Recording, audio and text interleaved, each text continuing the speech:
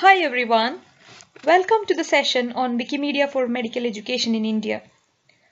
In this session, I would like to share with you an overview of the education related projects in medicine in India, highlighting three projects in particular. Wikipedia education program at B.K. Shah Medical School, the MedGlam project and Medicine Wiki project translation task force would be the projects of focus for today. A little bit about myself. I am Netha Hussain, a medical doctor native to Kerala and presently pursuing neuroscience research at Sahlgrenska Academy Hospital, Sweden. I am a Wikimedian for the past 6 years and I mostly write articles related to medicine and healthcare in English and Malayalam languages.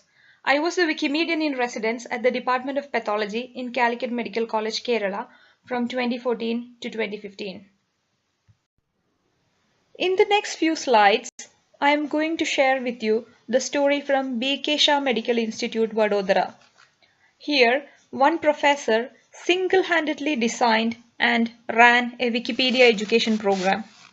Let's see how that was done. Professor Ajay, the head of the Department of ENT at B.K. Shah Medical Institute, loves innovations in education. He constantly experiments with different teaching tools, always trying to deliver the best possible education to his medical students. He once chanced upon this idea that he could use Wikipedia for giving assignments to his students. When he researched further, he found that there were too few articles related to ear, nose, and throat on English Wikipedia. He knew that he could tap the potential of his students to create more ENT-related articles on Wikipedia, thereby helping them to get acquainted with systematic review and research. So, he began a Wikipedia education program in his department and created a list of topics in ENT to be added to Wikipedia. He then divided his students into groups and assigned one article to each of the groups. On Wikipedia, the students wrote articles about the topics assigned to them, and needless to say, it involved several library visits and browsing online references. During the process of creating the article, the students learned the basics of academic writing. On the extreme left of the slide is the list of articles created by the students of B.K. Shah Institute in 2015. Inspired by this success, Professor Ajay decided to continue the program with a new batch of students in 2016. It was at this point that he contacted me to gather more ideas and get support for this initiative.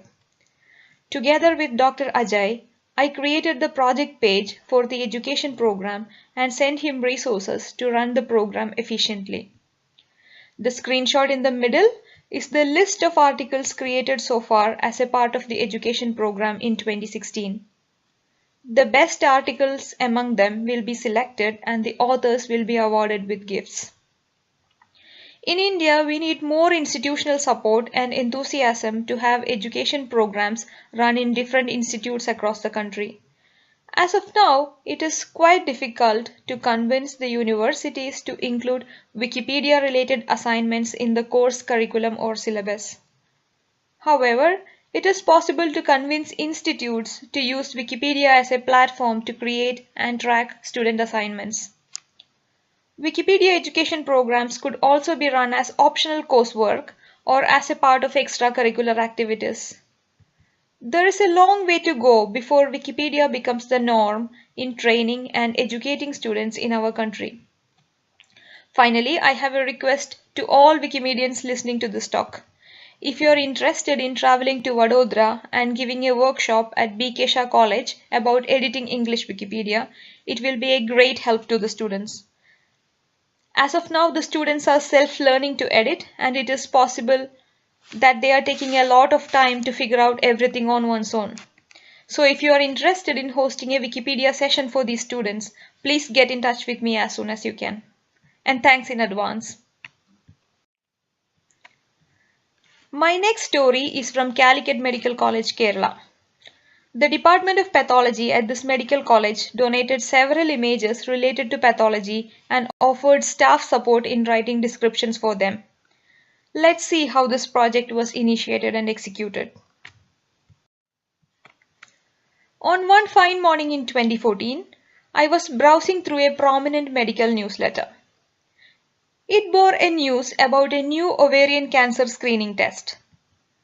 It was not the news, but the image given along with the news that suddenly caught my attention. Reading through the description of the image, I realized that it was the same image I had uploaded to Wikimedia Commons in 2011. The image was taken by me during one of my pathology lab sessions by carefully focusing a mobile camera over an optical microscope. While I was thrilled to see my image being featured on a reputed newsletter, I also knew that there are too few images of this kind on Wikipedia. Why are these medicine-related microscopic images so rare? Possibly because it requires expensive infrastructure, experienced technicians, pathologists, and institutional support to generate and process images of this kind. So I decided to begin a GLAM project to address this issue and bring pathology-related images to Wikimedia. Now, what is pathology? Pathology is the study of diseases. When you send a piece of tissue for biopsy, there are a lot of processes that the tissue goes through before it is made ready to look through the microscope. Here on the screen, I have given a simple outline of what these processes are. For the time being, let's just understand that it is just so complicated. After the slide is processed, a pathologist looks into it through a microscope and gives a tissue diagnosis. Your physician or surgeon relies upon the pathologist's opinion to confirm his or her clinical diagnosis. Now let's have a look at the slide showing atherosclerosis. On the left side is a normal coronary artery that supplies blood to the heart as seen through the microscope after processing, sectioning, and staining. On the right is a section of the same coronary artery in a person dying of heart attack. The blood vessel on the right is totally blocked by a disease process called atherosclerosis, where fat and other material are deposited on the walls of the artery and with clotting of blood in it. In the absence of blood supply, a part of the heart muscle dies, and this is called the heart attack, or in medical terms, we call it myocardial infarction. The MedGlam project was aimed at uploading images of this kind to Wikimedia Commons, annotating them and adding them to related Wikipedia articles. This is a screenshot from the gallery of images created as a part of this project. These images have been arranged in order according to the medical curriculum followed in India. This gallery is currently being used by medical students in India for learning pathology. Some of these images have made way to pathology textbooks and journals. These images are often the first and the only relevant result that shows up when you look for specific histopathology images on search engines. The best part, however, is that the images are free for use. This is a second screenshot from the category for the MedGlam project on the Wikimedia Commons. As of now, the descriptions of these images are short and precise. If you are a pathologist and are interested in expanding the descriptions for these images, please let me know or go ahead and edit the description pages yourself. If you have a collection of medical images or any other medical data and do not know how to put them of best use on Wikipedia, please connect with me and I will be very happy to join with you to help you decide about how we can add them to Wikimedia projects. Through this MedGlam project, we were successful in uploading good quality pathology images for free online.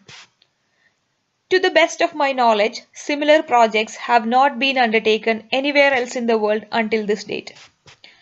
This project was the first of its kind to collaborate with a laboratory, and we thereby redefined the way we describe GLAM by using L to indicate laboratories in addition to the conventionally used libraries. I can say from experience that most institutes in India are skeptical about sharing their data for free. Some institutes have exceptionally high level of bureaucracy involved in sharing their resources with the public. The Department of Pathology in Calicut Medical College was exceptional and different in this regard. I am sincerely grateful to Dr. K.P. Aravindan, the former head of the Department of Pathology of Calicut Medical College, who was very supportive and opened up the institute's archives and equipment for free use to execute this project. Okay, my first story was about students learning with Wikipedia at BK Institute. And my second story was about teachers using Wikipedia to provide educational material to students at Calicut Medical College. Now, my third story is about a group of Wikimedians translating medicine-related articles from English to Indian languages for creating public awareness about health and disease. Now let's see how this project was executed. When the Ebola outbreak happened in 2015, the world panicked. Suddenly, there was a huge demand for information related to Ebola on the internet. The Wikipedia article about Ebola happened to be one of the top searched pages on the internet. Given that Ebola disease outbreak was in Africa, there was more of a need to have this article translated into African languages. A group of volunteers worked hard and did translations of Ebola article into many languages known to them. On this slide, you are seeing the article about Ebola in Odia language. Hence, Wikipedia was successful in providing information seekers with well-referenced, updated articles about Ebola in the language of their choice. Now, how do the volunteers make it happen? The volunteers of this task force are constantly looking for articles of high demand and high importance. They select important articles and assess its quality. If it is a poorly written article, they improve its quality by adding more information, media, and references. Then the article is up for translation. Sometimes a simplified version of the article is created for those volunteers who cannot translate the original version of the article.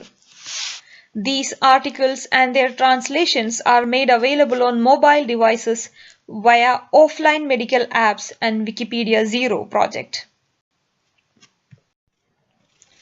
This face is familiar to most of the active Wikimedians sitting here. Yes, he is Dr. Subhash Chandra Raut, an Odia Wikimedian who has been actively translating several medicine-related articles from English to Odia as a part of the translation workforce. He has now created around 500 articles in Odia Wikipedia alone, mostly on subjects pertaining to medicine and healthcare. Now let's imagine a scenario. How does it feel like to hear that a person you care about has a disease? Say, the neurocysticercosis disease. And imagine that you do not know anything about neurocysticercosis. Where would you first go for more information? You would probably search the word on a search engine, which will invariably direct you to the Wikipedia article on neurocysticercosis. Now, what if you do not understand English? You will need the information be available in the language you speak. This is exactly the audience our Indic language Wikimedians are catering to. When people like Dr. Subhas write articles, he makes sure that he is not just doing line-by-line translation from English, but that he is also considering the cultural context and including regional developments as well. If you are interested, please sign up for the translation workforce and get as many medical articles as possible translated to the Indic language of your choice. To know more details about these projects and to sign up as a participant, please visit the project pages for the same. These are the shortcuts to the project pages on English Wikipedia. To go to the project page and learn more details, please type the shortcut names given in red on the Wikipedia search box. If you would like to take a photograph of the slides so that you can explore these pages later, feel free to do so now. Yes.